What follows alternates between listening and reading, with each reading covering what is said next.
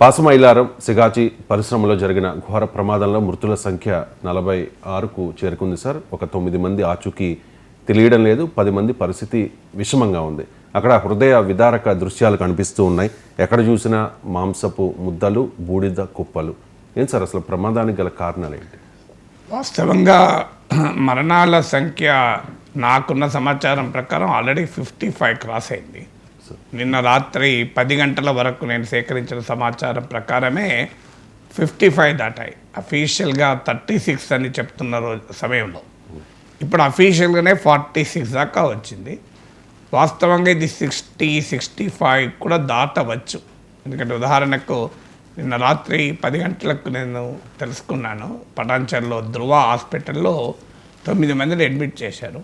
అందులో 5 పరిస్థితి చాలా విషమంగా ఉంది, 3 అయితే వెంటిలేటర్ పైన ఉన్నారు. సో అందువల్ల ఆల్ మార్నింగ్ వరకు ఏం జరిగిందో కూడా తెలియదు.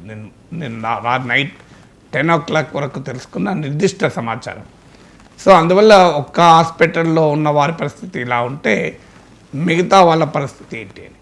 సో ఇది ఇండస్ట్రియల్ డిజాస్టర్స్, కెమికల్ ప్లాంట్స్లో, ఫార్మా ప్లాంట్లలో ప్రమాదాలు రిపీటెడ్గా జరుగుతున్నాయి. మనకు గుర్తునే ఉంటుంది, లాస్ట్ ఆగస్టులో అనకాపల్లి వద్ద విశాఖపట్నం సమీపాన ఫార్మా ఇండస్ట్రియల్ యాక్సిడెంట్ జరిగింది.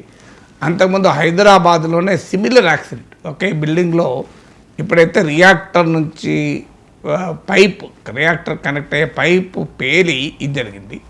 హై ప్రెషర్ బిల్డప్ అయి హై టెంపరేచర్ బిల్డప్ కావడం వల్ల మీకు అంతకుముందు ఒక బాయిలర్ పేలి కూడా సిమిలర్ బిల్డింగ్ కుప్పకూడదు. ఇప్పుడు కూడా జరిగింది ఏంటంటే, ఇది పై అంతస్తులో పైప్ పేలడం వల్ల ఆ పేలుడు శక్తికి ఒక బాంబు పేలిస్తే ఎలా జరుగుతుందో ఆ బిల్డింగ్ మొత్తం కుప్పకూలిపోయింది. బిల్డింగ్ కుప్పకూలిన ఘటనలో ఎక్కువ మంది చనిపోయారు.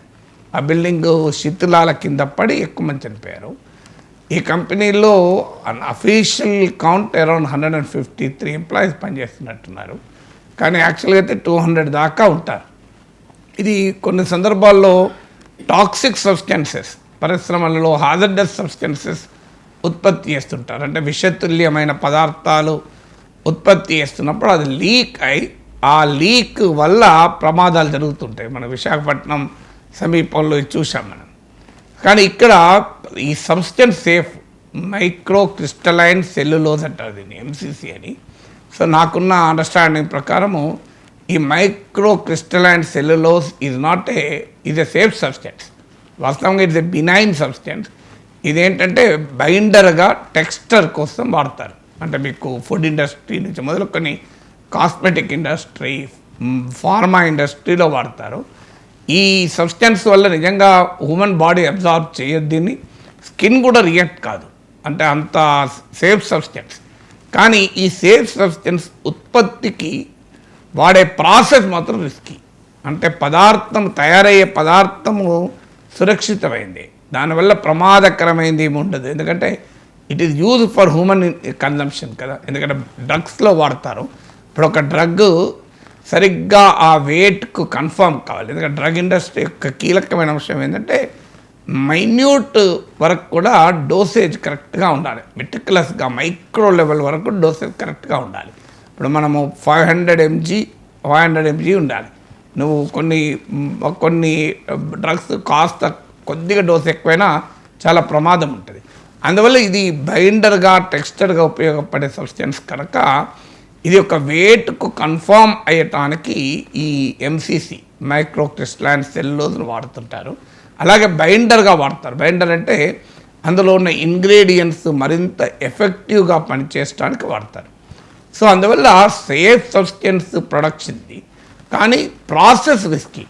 ఈ రిస్కీ ప్రాసెస్లో ఏమవుతుంది అంటే మీకు డిఫరెంట్ యూనిట్స్ ఉంటుంది ఒక ఆపరేషన్లో. ఆ డిఫరెంట్ యూనిట్స్లో కాన్స్టాంట్గా టెంపరేచర్ ఎంత జనరేట్ అవుతుంది, ప్రెషర్ ఎంత జనరేట్ అవుతుంది, ఈ డేటా సీమ్లెస్గా ఇంటెగ్రేట్ చేసి ఆపరేషనల్ డెసిషన్ తీసుకోవాల్సి ఉంటుంది. ఒక ఉదాహరణకు మీకు ఇప్పుడు ఇంకా సామాన్యుడి భాషలో చెప్పాలంటే మన కిచెన్లో ప్రెషర్ కుక్కర్ లాగా. ప్రెషర్ కుక్కర్కు సేఫ్టీ వాల్వ్ ఉంటుంది. ఎందుకు ఉంటుంది? చాలామందికి దాని విలువ అర్థం కాదు. ఇప్పుడు పైన మనం విజిల్ పెడతాం, సో అది కాస్తంత ప్రెషర్ రిలీజ్ చేస్తుంటే మనకు సౌండ్ కూడా వస్తుంటుంది కుక్కర్ది. సో ఆ ప్రెషరు బిల్డప్ అవుతున్న కొద్దీ అది రిలీజ్ చేస్తుంటుంది, లేకపోతే నీకు కుక్కర్ పేలిపోతుంది. ఆ విజిల్ సరిగా పనిచేయలేదనుకోండి కుక్కర్ పేలిపోతుంది. అందుకే సేఫ్టీ వాల్వ్ అంటారు దాన్ని, దాని పేరే సేఫ్టీ వాల్వ్. సో ఇక్కడ కూడా జరిగింది అది. ఏమైందంటే వెరీ హై ప్రెషర్ బిల్డప్ అయి చాలా భయంకరమైన టెంపరేచర్ వల్ల అబ్నార్మల్ టెంపరేచర్ రైజ్ అయ్యి ఆ పైప్ లైన్ పైప్ పేరిపోయింది. సో ఎందుకు జరుగుతుంది ఇది అంటే, ఒకటి నేను ఇంతకుముందు చెప్పినట్లు సబ్స్టెన్స్ సేఫ్ అయినా ప్రాసెస్ రిస్కీ కనుక ఆ రిస్కీ ప్రాసెస్ను హ్యాండిల్ చేసేటానికి అవసరమైన ఏర్పాట్లు ఉండాలి. ఒకటి ప్రాసెస్ ఎనాలిసిస్ అంటారు. అంటే ఒక ఇండస్ట్రీలో నిరంతరము ఆ ప్రక్రియను విశ్లేషిస్తూ ఎక్కడ ఏ లోపం ఉంది అనేది చూడాలి. ఇప్పుడు మన ఇంట్లో షార్ట్ సర్క్యూట్ నివారించడానికి ఏం చేస్తాం, ఒక ఎలక్ట్రీషియన్ పిలిపించి అన్ని పాయింట్లు టెస్టర్తో టెస్ట్ చేస్తూ ఉంటాడు. ఏదన్నా ఎక్కడన్నా ఎర్తింగ్ ప్రాబ్లం ఉందా, ఎక్కడన్నా ప్రాబ్లం పవర్ ఓవర్లోడ్ అవుతుందా అని. ఎందుకంటే ఈ ప్రాసెస్ అన్నీ మనకు లేకపోతే మీకు అది వెంటనే ప్రమాదానికి కారణమవుతుంది. అన్ఫార్చునేట్లీ ఈ పరిశ్రమలు ఏమవుతుంది అంటే ఈ రిస్కీ ప్రాసెస్ను కాన్స్టాంట్గా ఎనాలిసిస్ చేసడానికి అవసరమైన నైపుణ్యం కలిగిన ఎంప్లాయీస్ని పెట్టరు. ఇప్పుడు ఇక్కడ కూడా మీరు ఈ ఇండస్ట్రీలో తీస్తే 153 మెంబర్స్ ఆన్ రోల్స్ ఉంటే మోర్ దెన్ 50 మంది అన్స్కిల్డ్ పీపుల్ ఉన్నారు. ఇప్పుడు వీళ్ళు ఇవాళ చనిపోయిన వాళ్ళు కూడా మీరు చూడండి, చాలామంది యంగ్. ఇందులో ఇప్పుడు ఈ పరిశ్రమలో 10 రోజుల కింద నెల కింద జాయిన్ అయిన వాళ్ళు ఉన్నారు, 10 ఏళ్ల నుంచి పనిచేస్తున్న వాళ్ళు కూడా ఉన్నారు. నేను అక్కడ లోకల్గా సమాచారం తెలుసుకొని చెప్తున్నాను. సో ఈ 10 ఏళ్ల కింద పనిచేసిన వాళ్ళు ఉంటే వాళ్ళకి ఈ ప్రాసెస్ పైన పూర్తి అవగాహన ఉంటుంది. అన్ఫోర్సీన్ సర్కమ్స్టెన్సెస్ వస్తే ఎలా హ్యాండిల్ చేయాలి, ఆపరేషనల్ డెసిషన్స్ ఎలా తీసుకోవాలన్న అనుభవం ఉంటుంది.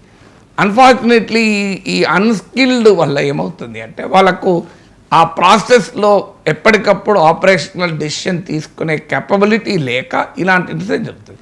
మరి ఎందుకు అన్స్కిల్డ్ పెట్టుకుంటారంటే ఏం లేదు, శాలరీస్. మీకు స్కిల్డ్ అయితే ఎక్కువ ఇవ్వాలి. 10 ఏళ్ళ అనుభవం ఉన్న కార్మికుడు వర్కర్ అంటే శాలరీ ఎక్కువ ఇవ్వాలి. సో 15 రోజులు, నెల రోజులు, 3 నెలల కింద జాయిన్ అయిన వాళ్ళంటే చాలా తక్కువకైనా జాయిన్ అవుతారు. అందులో వీళ్ళు నార్త్ ఇండియా నుంచి, ఈస్టర్న్ ఇండియా నుంచి వచ్చిన వాళ్ళు. అందువల్ల లోకల్ పీపుల్ కారు కనుక వీళ్ళు నెగోషియేట్ చేసే పవర్ కూడా ఉండదు. అంటే ప్యూర్లీ ఫర్ కమర్షియల్ రీజన్స్ సేఫ్టీలో కీలకమైన స్కిల్డ్ మ్యాన్ పవర్ను పెట్టరు ఎప్పుడు. అందుకే ఈవెన్ సుప్రీంకోర్టు జడ్జిమెంట్లు కూడా ఉన్నాయి. కోర్ వర్క్లో ఎప్పుడు పర్మనెంట్ ఎంప్లాయీస్ ఉండాలి, ఆ నాన్ కోర్ వర్క్లో మీరు ఎవరినైనా పెట్టుకోవచ్చు. కోర్ వర్క్లో స్కిల్డ్ ఉండాలి. మీకు ఉదాహరణకు ఒక సెక్యూరిటీ గార్డ్ ఎవరున్నా ప్రమాదం ఏం కాదు. మ్యాక్సిమం అయితే ఏదైనా ఐడెంటిటీ కార్డు లేని వ్యక్తి, ఐడెంటిటీ కార్డు లేకుండా వచ్చిన వ్యక్తి లోపలికి అయితే వెళ్ళచ్చు. ఒక క్యాంటీన్లో క్లీనింగ్ పర్సన్ ఉంటాడు, స్కిల్ లేకపోయినా సరిగా క్లీన్ చేయకపోవచ్చు, ఇంకోసారి క్లీన్ చేస్తాడు. కానీ కోర్ వర్క్ అంటే మ్యానుఫ్యాక్చరింగ్ ప్రాసెసెస్లో ఖచ్చితంగా స్కిల్డ్ అండ్ ఎక్స్పీరియన్స్డ్ వర్కర్స్ ఉండాలి. కానీ కమర్షియల్ రీజన్స్ రీత్యా ప్రాఫిట్ ఓవర్ పీపుల్ అంటారు, ప్రజల కన్నా లాభాలు ముఖ్యం కనుక ఈ కాంప్రమైజ్ చేస్తుంటారు. ఈవెన్ ముఖ్యమంత్రి సమీక్షలో కూడా ఈ మాట ప్రస్తావించారు. ఇది మొదటి కారణం. రెండవది ఏంటంటే ఇందులో ఈక్విప్మెంట్ ఫెయిల్యూర్ అంటారు.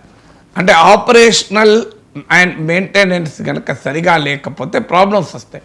మనం నడిపే బండి కూడా చూడండి, సర్వీసింగ్ ఇన్ టైంలో ఇవ్వక, చాలామంది సర్వీసింగ్ ఇన్ టైంలో ఇవ్వరు, నెగ్లెక్ట్ చేస్తారు. ఏమవుతుంది, అది ఆ ప్రాబ్లం పెరిగి ఎక్కడో మధ్యలో రోడ్డు మీద ఆగుతుంది. రోడ్డు మీద ఆగింది అని చిరాకు పడుతుంటారు. మీరు ఇన్ టైంలో మీరు ప్రతి రెగ్యులర్గా ఆ డ్యూరేషన్ ప్రకారం సర్వీసింగ్ ఇవ్వండి. మీకు మన వాహనం కూడా ఇప్పుడు కార్ అయితే 1,00,000 కిలోమీటర్ల వరకు అసలు ఏ ప్రాబ్లం రాదు, మధ్యలో ఆగే ప్రసక్తే లేదు. సో అందువల్ల unless there is a very serious mechanical defect ఉంటుంది తప్ప, లేదా డ్రైవింగ్ డిఫెక్ట్ ఉంటుంది తప్ప. సో అందువల్ల ఏమవుతుందంటే ఈక్విప్మెంట్ ఫెయిల్యూర్ కూడా ఒక ముఖ్యమైన కారణం. ఇప్పుడు ఇందులో ఈ ఇండస్ట్రీ 1989లో ఏర్పడింది, చాలా ఓల్డ్ ఇండస్ట్రీ ఇది. సో 36 ఇయర్స్ కింద ఫామ్ అయిన ఇండస్ట్రీ. కానీ వస్తున్న రిపోర్ట్లు ఏంటంటే ఈక్విప్మెంట్, ఓల్డ్ ఈక్విప్మెంట్ ఉంది, దాన్ని ప్రాపర్గా O&M అంటారు, ఆపరేషన్ అండ్ మెయింటెనెన్స్.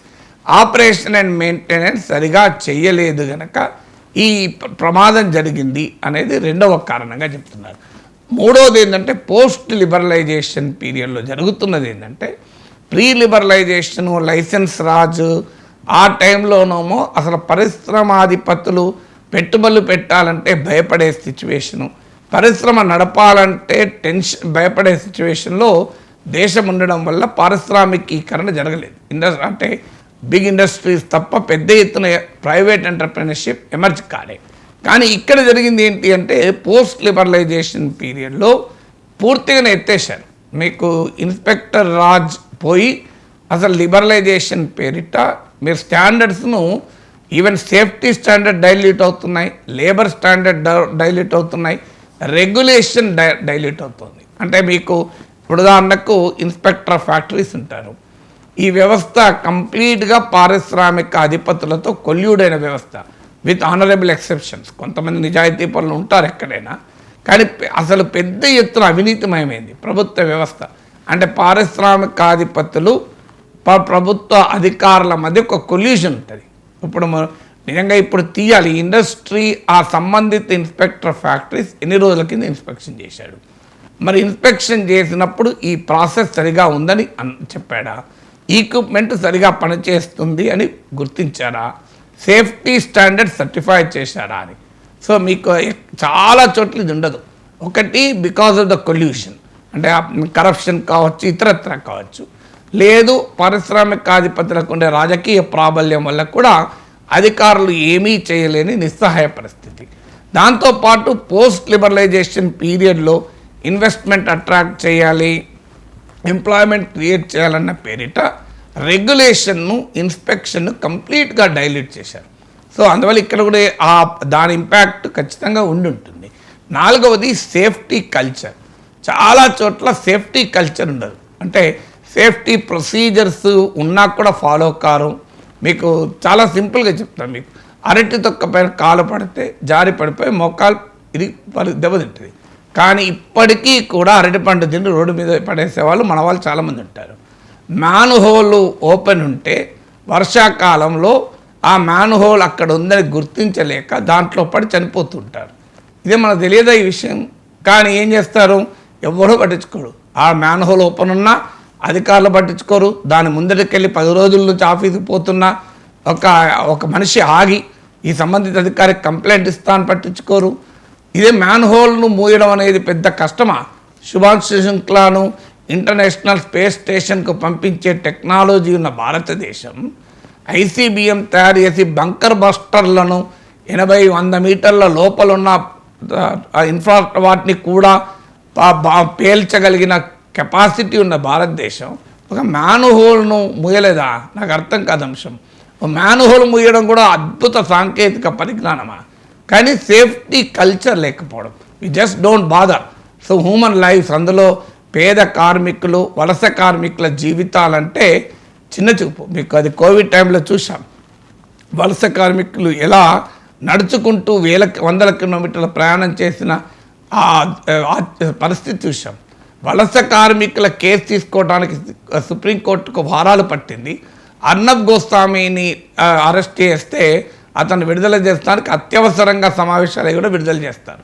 అంటే మన వ్యవస్థలు, ప్రభుత్వాలు, కోర్టులు, మీడియా అందరము కూడా పేదవాడు వాయిస్లెస్.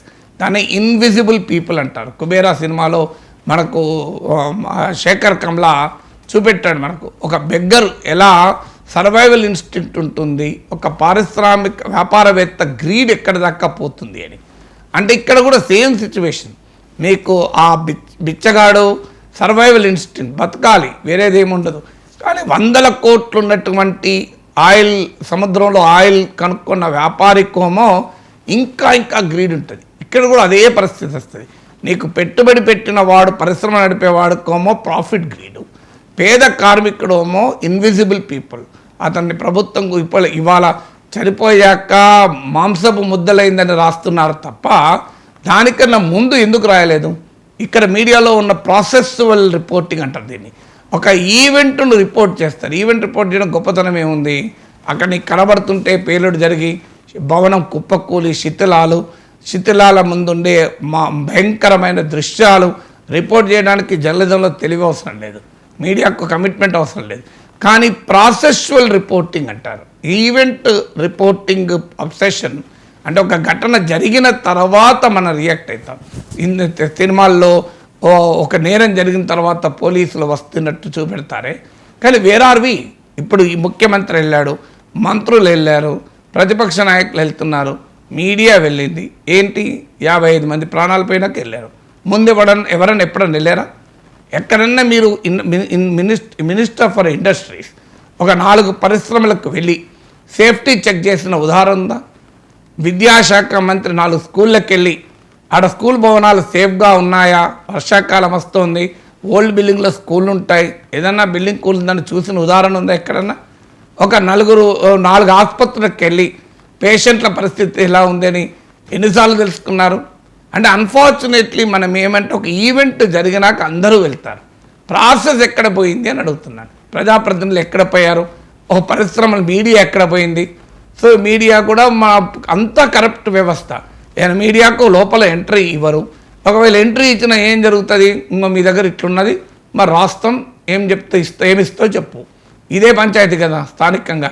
సో అందువల్ల వ్యవస్థ మొత్తం కరప్ట్ కావడం వల్ల ఏమవుతుంది అంటే ఒక ప్రమాదము జరిగేంత వరకు మనం ఊరుకుంటాం, ప్రమాదము జరిగిన తర్వాత అందరము స్పందిస్తాం, వ్యవస్థ మొత్తం స్పందిస్తుంది.